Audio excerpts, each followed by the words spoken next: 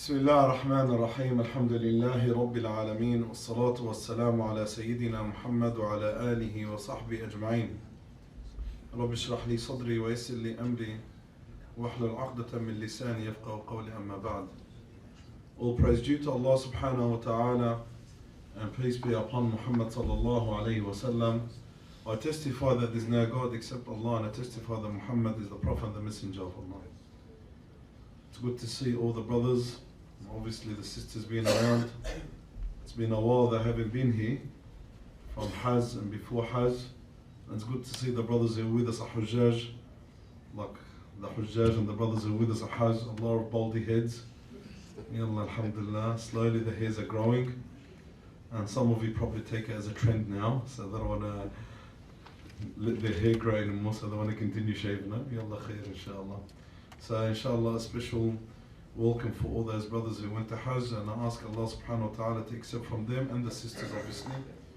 And I ask Allah subhanahu wa ta'ala to make the Hajj Mabrur, and for those who didn't get the chance to visit or go to Hajj this year, I ask Allah subhanahu wa ta'ala to grant them the opportunity next year, inshallah. Inshallah, brothers and sisters, I'll continue with what I left you with about 2 months ago when we're talking about, and we were on the topic of Riyadh al-Salihin. And this great book that's been published and written by a great scholar, Imam al-Nawawi. And what Imam al-Nawawi did, he compiled very important ahadith. So in his own view, the most important ahadith being compiled before him, he went and compiled the more important ahadith and put them together in one book called Riyadh al-Salihin. Riyadh al-Salihin means the corner of the righteous. May Allah subhanahu wa ta'ala make us from amongst those who are righteous. And previously we've covered 27 chapters. Tonight inshallah we shall cover the 28th chapter and the 29th chapter. And inshallah I want to talk about covering the faults of the Muslims and fulfilling the needs of other Muslims. And once again, as I mentioned, what Imam al-Nawawi did, in his point of view, he compiled and put together in his book the most important ahadith that he sees are very important for every Muslim in their day-to-day life. And I do find this book a very important book, and you find a lot of the scholars use this book, especially for your daily activities. So it's your day-to-day life, what you need as a Muslim from the morning to the evening, even in the evening what you need as a Muslim. So you find in this book, Imam al-Nawawi covered that. And inshallah we hope that Allah subhanahu wa ta'ala gives us the strength to continue covering those topics, which are very important topics. Once again tonight, inshallah, I want to cover 2 chapters, very small chapters. The first one is in the 28th chapter, which is covering the faults of other Muslims. Allah subhanahu wa ta'ala, He says in the Quran Kareem, verily those who like the crime of illegal sexual intercourse should be propagated among those who believe they will have a painful torment in this world and the hereafter. So those who are propagating evilness, and not only that, uncovering on others, like to expose others, which is an illness that's widespread in mankind, whether Muslims or non-Muslims. It's in our nature that we like to put people down and disgrace people down. It's our nature. Especially when we have weak iman and we are less observant of Allah subhanahu wa ta'ala, we like to put other people down. We always like to be the best. And how do we become the best? In 2 ways. One, that we try and achieve to be the best. The other, when we are failures and lose, sometimes we are failures, and not only the unsuccessful people, losers, we try and put other people down. So there's 2 ways of people trying to achieve and always being the best and always presenting themselves to be the best. One, that you're really the best. You really achieve good things in life. And that's why you present yourself with your achievements. But not everyone achieves well in life, so what do they do in return? They start putting other people down. So for me to stand out in front of other people, for me to look better than others, the best formula for me and the easiest way is to start putting people down. And that's a disease that's widespread. Not only amongst the non-religious people, but even amongst the religious people. We always tend to put other people down just to look better than them. We're not better than them. And we haven't achieved in life for us to present ourselves or for us to boast about our achievements. But the best way for us to show ourselves that we are better than others is by putting them down. And that's where hasad comes in.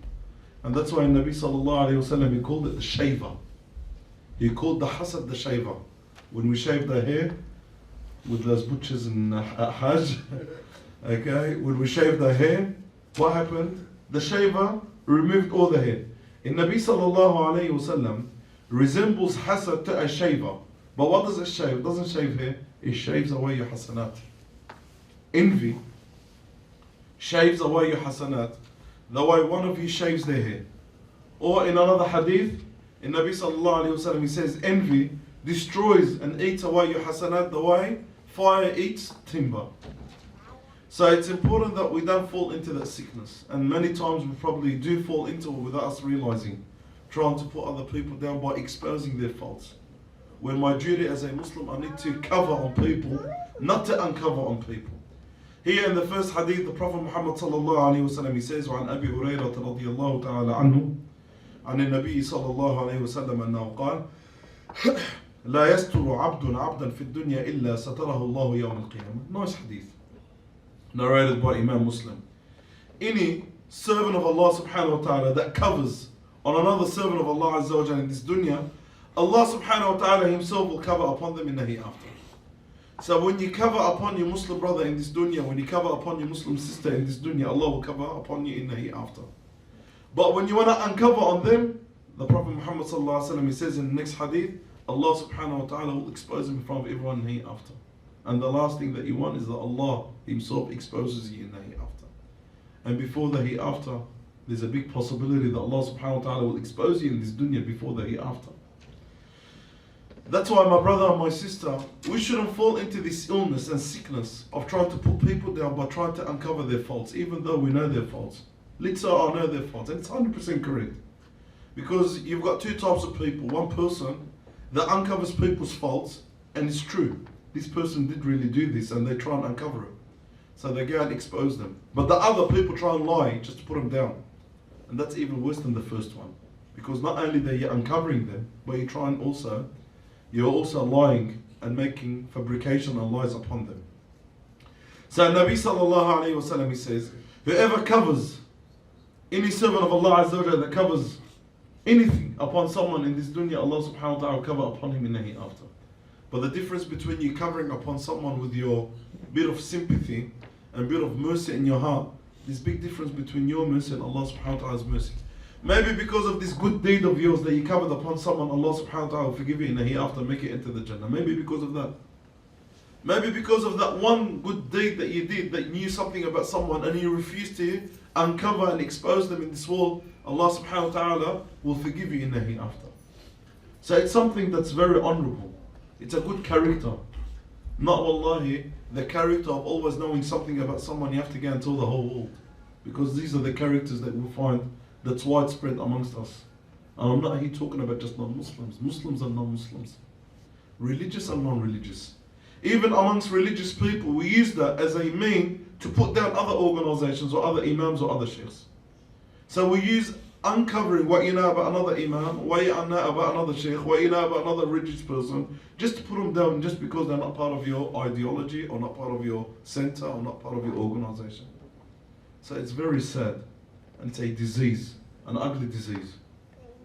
So once again, the Prophet Muhammad sallallahu alayhi wa sallam, he says, whoever covers up on someone in this dunya, Allah subhanahu wa ta'ala will cover up for them in the hereafter. But Allah's cover up in the hereafter, what is it? When Allah subhanahu wa ta'ala Allah subhanahu wa ta'ala exposes a lot of people in the hereafter. But Allah's cover up in the hereafter is Allah's rahmah and forgiveness upon you, that Allah subhanahu wa ta'ala will forgive you and make you enter the Jannah just because of that good deed that you did in this dunya. They refused to uncover on someone. You refused to uncover over something that you knew just because you fear Allah Azza wa Jal.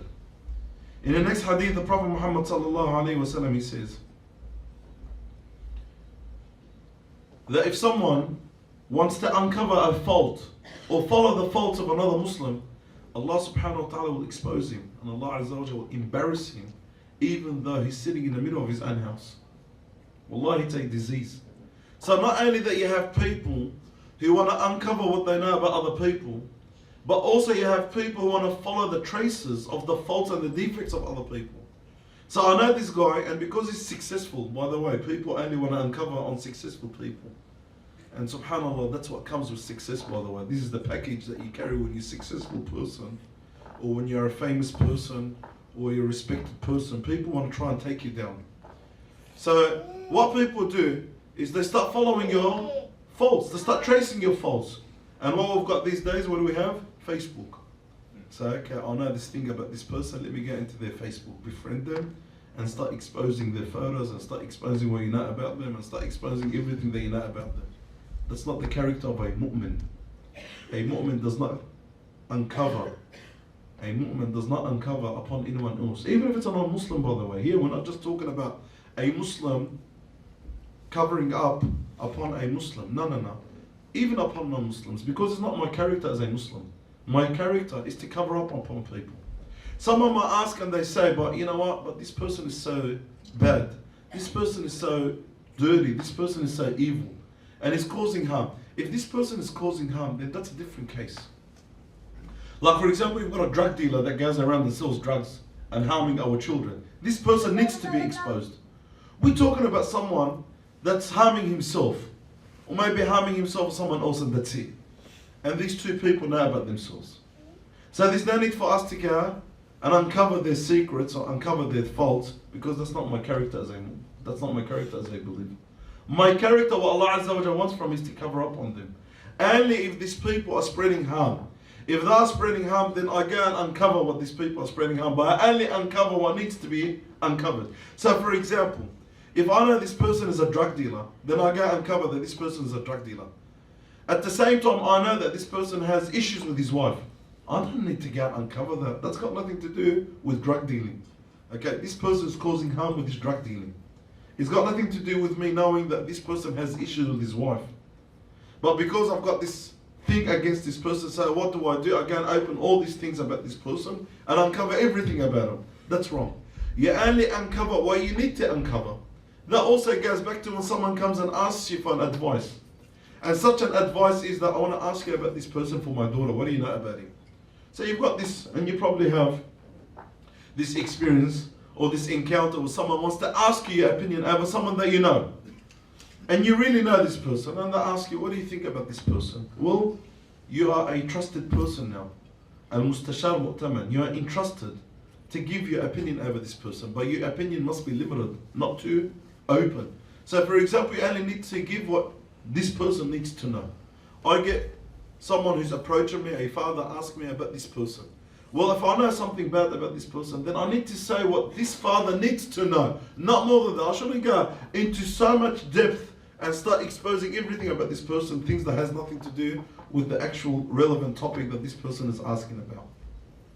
In Nabi sallallahu alayhi wa sallam, he says, كل أمتي معافى إلا المجاهرون وإن من المجاهرة أن يعمل الرجل بالليل عملا ثم يصبح وقد ستره الله عليه فيقول يا فلان عملت البارحة كذا وكذا وقد بات يستره ربه ويصبح يكشف ستر الله عليه. متفق عليه.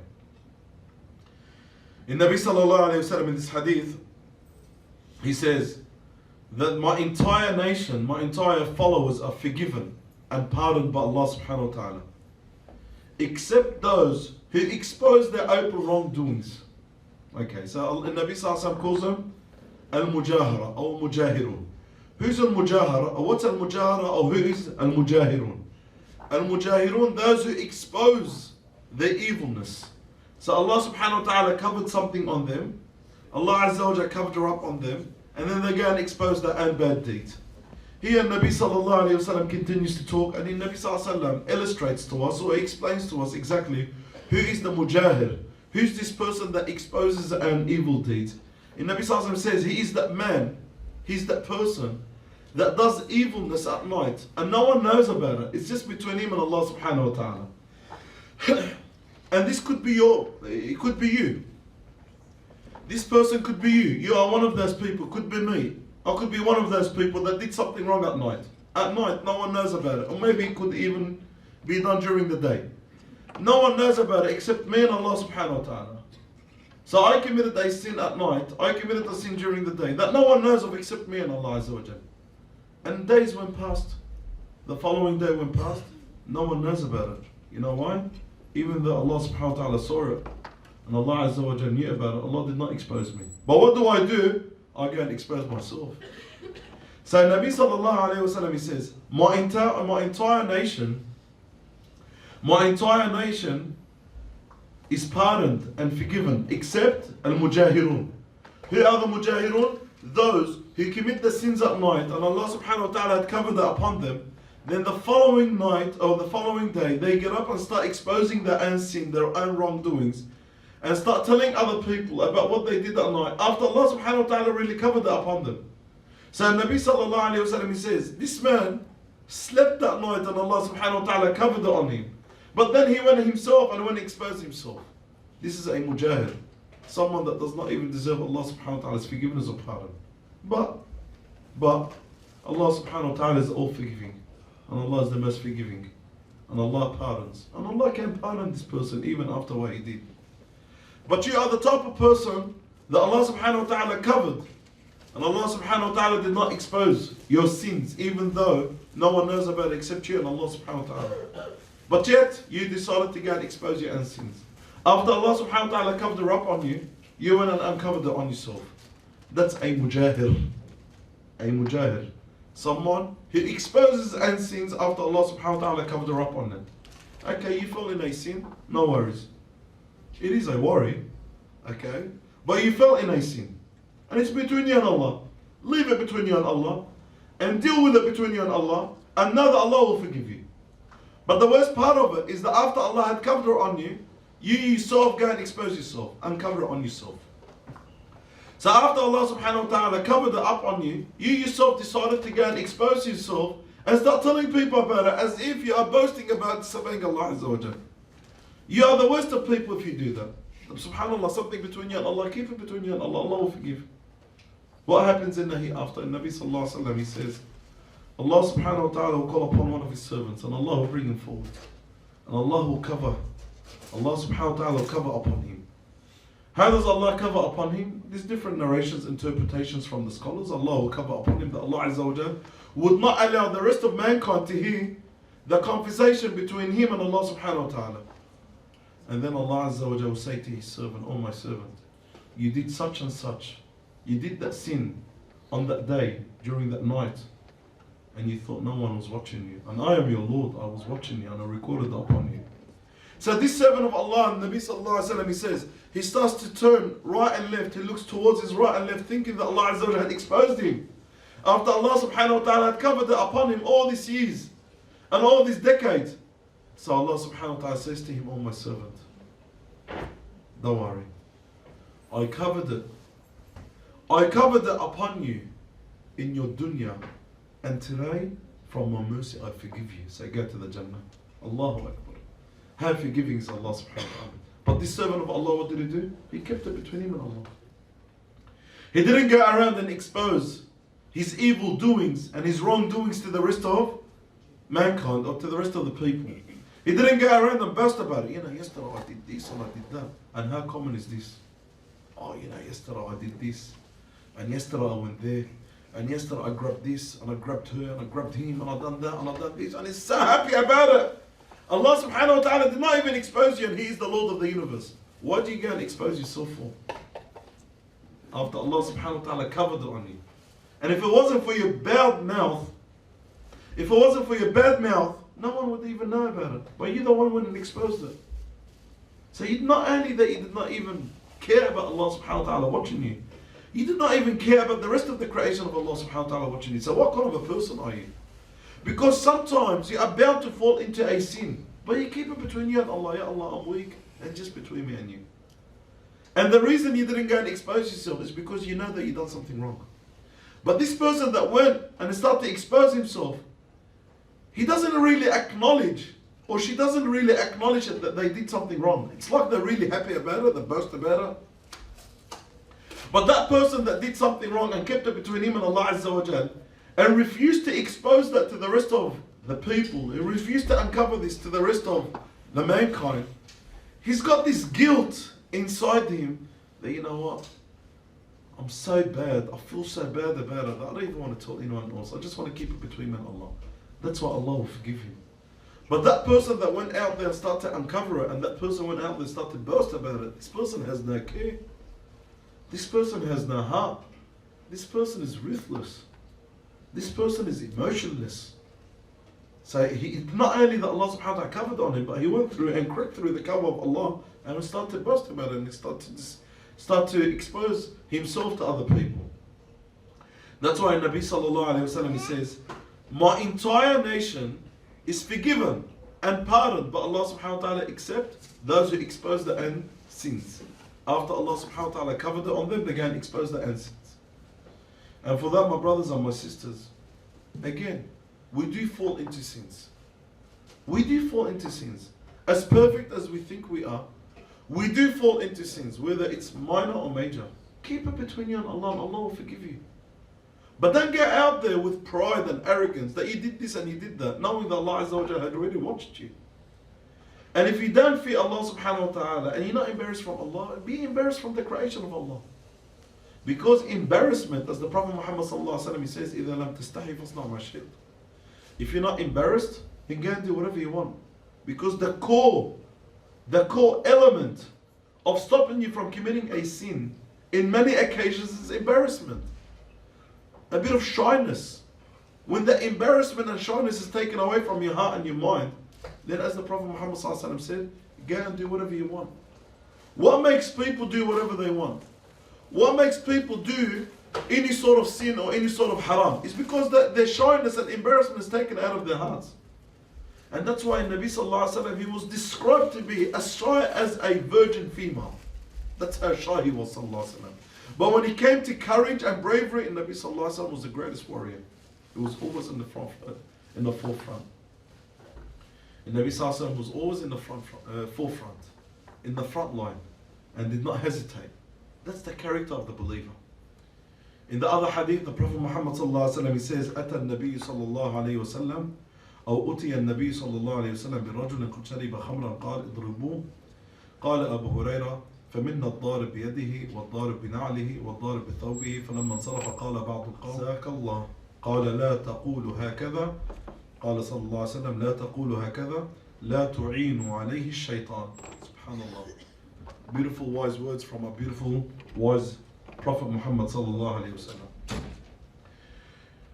Abu Hurairah narrates, he says that during the time of the Prophet Muhammad sallallahu alaihi wasallam, a man was brought to the Prophet alayhi salatu wasallam who drank alcohol. A man drank alcohol, and the punishment, the penalty of someone drinking alcohol is to be lashed 40 lashes. That's obviously during the time of the Prophet sallallahu alaihi wasallam when there's an Islamic state. So if you know one of your mates or one of your close friends when they drank alcohol, don't go break down the door on them and go and lash them. That's only when there's an Islamic state and there's a judge that makes that decision. You're not the judge. Even if you're an Islamic state, you can't even apply and you can't go ahead and just apply that law. You have to go through the judge. And we heard about the incidents that took place here not long ago. A few brothers, maybe they were sincere about it, but they weren't because one of the brothers drank alcohol. They wanted to apply the had, the penalty upon him. You can't apply the penalty even if you are living in the presence of Abu Bakr and Umar and the Prophet Muhammad sallallahu alaihi wasallam. You can't. There's got to be a law. There's a judge. He is the one that applies the law. You can't take the law in your hands. So here a man was brought to the Prophet Muhammad sallallahu alaihi wasallam and drank alcohol. And the Prophet Muhammad sallallahu alaihi wasallam decided to apply the penalty upon him. And the penalty was 40 lashes. So Abu Hurairah said that people start to lash him, some people start to lash him, some people start to lash this person, start to lash him with their hands, others with their shoes, others with their garment, until they lashed him 40 times. Then when the lashing finished, some of the Sahaba said to him, "Akhzak Allah, may Allah disgrace you." So they made dua against him. And obviously sometimes when you see someone do something wrong, especially when you take a hard line or you're so upset and you're emotional, you start making dua. Sometimes the mother and the father make dua upon their children when they're emotionally hurt. So the Sahaba start to make dua upon this man. And he's a companion, by the way, that drank alcohol. He's a companion, like he's a Muslim. And since he's a Muslim and embraced Islam and he lived during the time of the Prophet ﷺ and saw the Prophet ﷺ, then he is a Sahabi. So after the Sahaba lashed this companion that committed a crime by drinking alcohol, they said, may Allah disgrace you. So what did the Prophet ﷺ say? Like, I want you to picture yourself in a situation like that, where somewhere during the time of the Prophet ﷺ and one of the Sahaba, one of the people amongst us did a crime, and then we lashed him, and after that one of the guys around us says, may Allah destroy you. May Allah disgrace you. And these days, that's how we have it these days. Like if someone sees something wrong, oh, may Allah destroy you, may Allah curse you, may Allah ruin you, may Allah this, may Allah that. So what do you think the reaction of the Prophet ﷺ would be? Did the Prophet ﷺ have a nice smile on his face and he said, good, that's what he deserves. He deserves even worse than that. And Nabi ﷺ refused that, and Nabi ﷺ condemned that, and he said, no, don't make dua on your brother. Why allow the shaitan to get the most out of him? Why allow the shaitan to get the best out of him? Don't let the shaitan support him. You should be his support. If your brother is doing something wrong, and your brother has downfalls, then you should be supporting your brother rather than you turning against your brother, even if your brother did something wrong.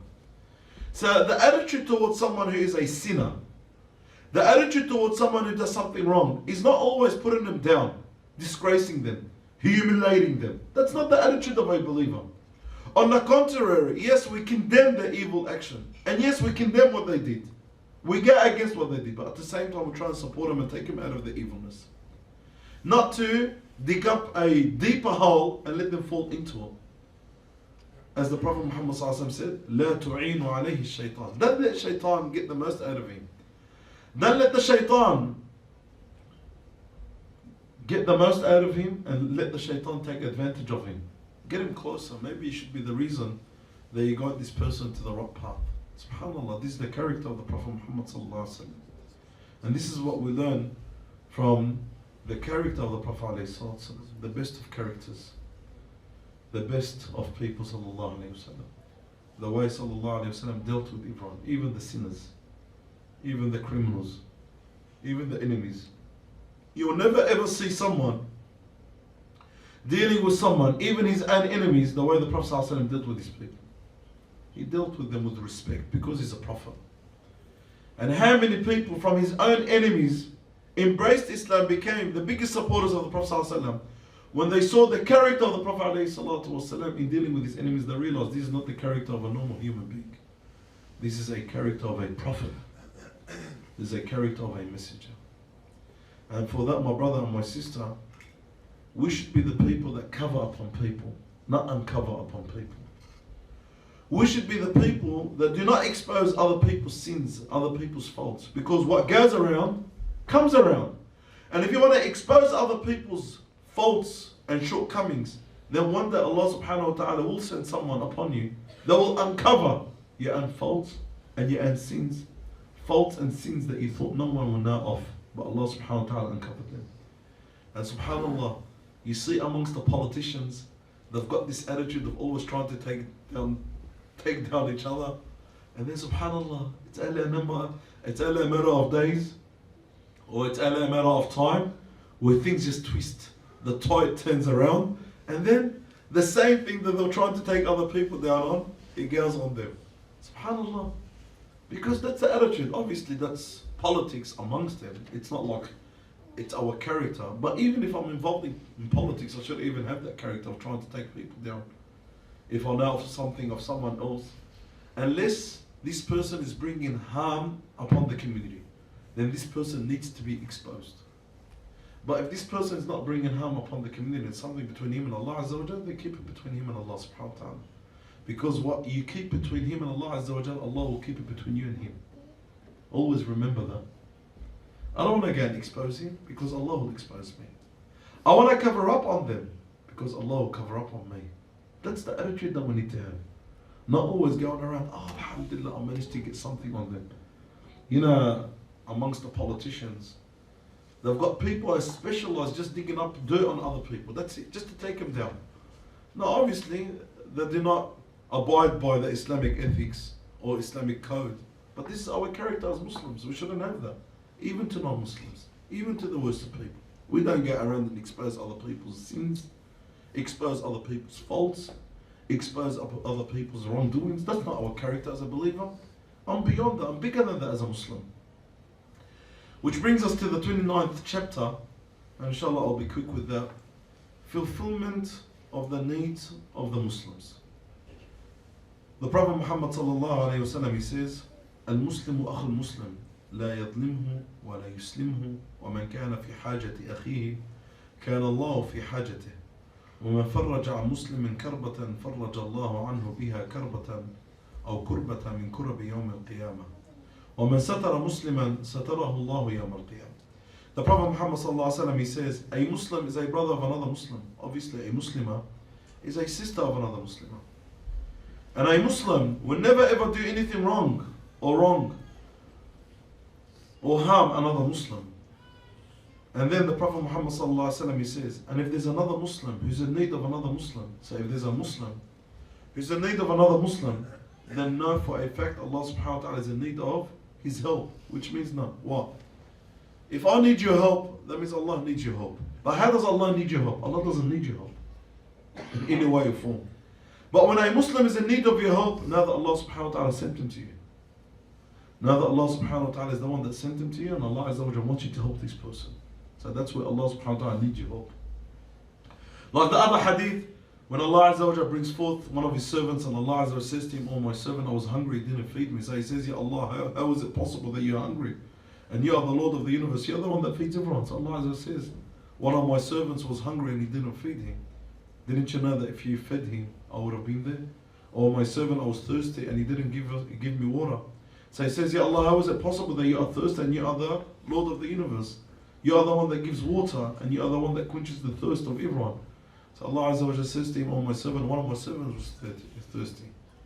One of my servants was thirsty and he didn't give him water. If he gave him water, I would have been there. Oh my servant, I was ill and he didn't visit me.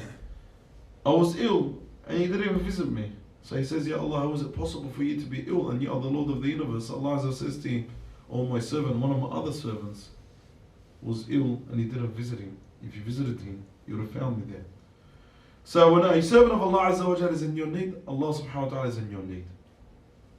And then the Prophet alayhi salatu wasalam, he says, and whoever relieves another Muslim of his trouble, Allah subhanahu wa ta'ala will relieve this person from the troubles of the hereafter. So when you help someone in this dunya, Allah will help you in the hereafter. When you support someone in this dunya, Allah will support you in the hereafter. When you alleviate a pressure upon someone in this dunya, Allah subhanahu wa ta'ala will alleviate something from the hereafter, or one of the pressures of the hereafter. That's what the character of a believer is, supports and helps. And that's why, my brother and my sister, when you see someone that's in need of your help, know that Allah subhanahu wa ta'ala sent them to you. Why? Because Allah azza wa jalla wants to help you in the hereafter. Allah wants to support you in the hereafter. And then the Prophet Muhammad sallallahu alaihi wasallam, he says, وَمَنْ سَتَرَ مُسْلِمًا سَتَرَهُ اللَّهُ يَوْمَ الْقِيَامَةِ. And whoever covers up on a Muslim in this dunya, Allah will cover up on him in the hereafter. Two things, help and cover up. And both are supporting and assisting someone. وَمَنْ نَفَّسَ عَنْ مُؤْمِنٍ كُرْبَةً مِنْ كُرْبِ يَوْمٍ من كرب الدنيا نفس الله عنه كربة من كرب يوم القيامة. And whoever removes a difficulty upon someone, upon a believer in this dunya, Allah subhanahu wa ta'ala remove one of the troubles and difficulties of the hereafter in the hereafter. Subhanallah, it's an opportunity. When you see someone in need, you help them, so Allah subhanahu wa ta'ala will help you in the hereafter. When you remove a difficulty upon someone in this dunya, Allah azza wa jalla removes something even worse from you in the hereafter. So it's an opportunity for you to save yourself from the hellfire. And then the Prophet Muhammad sallallahu alaihi wasallam says, وَمَنْ يَسَّرَ عَلَى مُعْسِرٍ يَسَّرَ اللَّهُ عَلَيْهِ فِي الدُّنْيَا وَالْآخِرَةِ. And if you make it easy upon someone that owes you money, so someone is indebted to you, you've given a loan to someone and this person owes you money, and you make it easy upon them, look, pay me whenever you can. If you can't now, pay later, pay in installments. You're not putting pressure upon this person so he could pay you ASAP, or as soon as he can, or putting pressure on this person to get this money in any way, or any form. Because you made it easy upon this person, Allah subhanahu wa ta'ala make it easy upon you in the hereafter. The Prophet Muhammad sallallahu alayhi wa sallam relates to us a story about a man that entered the paradise for nothing more than that this person used to give a loan to people and used to say to them, pay it off whenever you can. Pay back the loan whenever you can. Make it easy upon those who owe you money. Make it easy upon those who owe you money. Subhanallah. It's also a character of a mu'min. Not always on the top of people. And that's why Islam forbids any form of usury or any form of interest. Why? Because you make it hard upon those people already in difficulty. You make it hard upon people already in hardship. So the character of the mu'min, that he makes it easy and not makes it hard. وَمَنْ يَسَّرَ عَلَى مُعْسِرٍ يَسَّرَ اللَّهُ عَلَيْهِ فِي الدُّنْيَا وَالْآخِرَةِ. And if you make it easy upon someone in this dunya, Allah Azza wa Jalla make it easy upon you in this dunya and the hereafter. So one day you'll be in the same scenario, one day you'll be in the same position as this person. Allah will make it easy upon you. وَمَنْ سَتَرَ مُسْلِمًا سَتَرَهُ اللَّهُ فِي الدُّنْيَا وَالْآخِرَةِ. And whoever covers up on a Muslim in this dunya, Allah will cover up on him in this dunya and the hereafter. Subhanallah. So not only that you're doing them a favor, you're doing yourself a favor. When you help someone, you're helping yourself. When you cover upon someone, you are covering upon yourself. When you make it easy upon someone, you make it easy upon yourself. At the end of the day, you are the one that's gonna get the best payback of this from Allah subhanahu wa ta'ala, not from this human being. And for that, it's very important to learn and to know that when you see situations like that, know that this situation is a test from Allah Azza wa Jalla upon you. Maybe Allah subhanahu wa ta'ala wants to test you to see what you do when you know about other people or you know the faults of other people. Subhanallah, some people can't keep their mouth quiet. Some people can't keep their mouth shut. They would like always to talk about everything they know about everyone. And subhanallah, it's only a matter of time where Allah Azza wa Jalla will expose them. And Allah subhanahu wa ta'ala himself will disgrace them. Allah Azza wa Jalla himself will uncover up. Allah Azza wa Jalla will uncover everything on them. Allah subhanahu wa ta'ala himself will humiliate them. But subhanallah, when you cover up on other people and you do not expose other people and you keep it to yourself, you help, you support, you make it easy upon people, Allah subhanahu wa ta'ala will pay you back. And what Allah Azza wa Jalla pays you back is by far a lot more than what you're going to get from this human being or this person. So this is the character of the mu'min, the character of the believer, a character that we all need to learn from. A character of a prophet, a character of a messenger. A character that Allah subhanahu wa ta'ala wants us all to follow. A character that we all need to have in our life. Not to be the type of person that always chats and talks and always wants to gossip and wants to know about this and that. You know, people these days, the first thing in the morning they call one another, oh, what's the news? What have you heard? What do you know?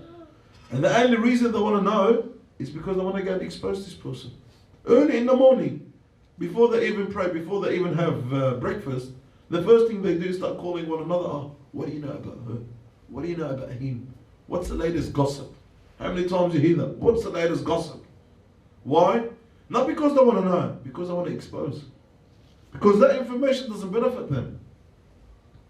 The latest gossip about him and her, husband and wife, the latest gossip about son and the father or daughter and mother, it's not going to benefit you. But subhanAllah, it's that illness, disease in the heart that people like to talk about other people. And sometimes we talk about people that we don't even know just because we want to talk about them. We just want to take them down, just for the sake of it. SubhanAllah. And obviously, media is very good at that. Media, they've got nothing else to do sometimes. You've got some journalists, they've got nothing else to do except to talk about other people. And sometimes you read some stories in the media or in the news. That's a stupid story. Like, what do I care about what this person did? What do I care about this story? Like, what benefit did this story bring to me? But subhanAllah, just people want to talk about this person and talk about that person and take this person down and take that person down. And subhanAllah, obviously you as a Muslim, you're always in the spotlight. And the smallest of things that you do becomes the biggest of things later on. So be aware, inshaAllah, and follow the path and the footsteps of the Prophet Muhammad sallallahu alaihi wasallam. Do not fall into the sin of exposing each other or exposing other people. Support as much as you can, and know the support that you do now, inshallah, will come around later on. I ask Allah subhanahu wa ta'ala to accept from us and to make us from amongst those who listen and hear and act upon what they listen and hear.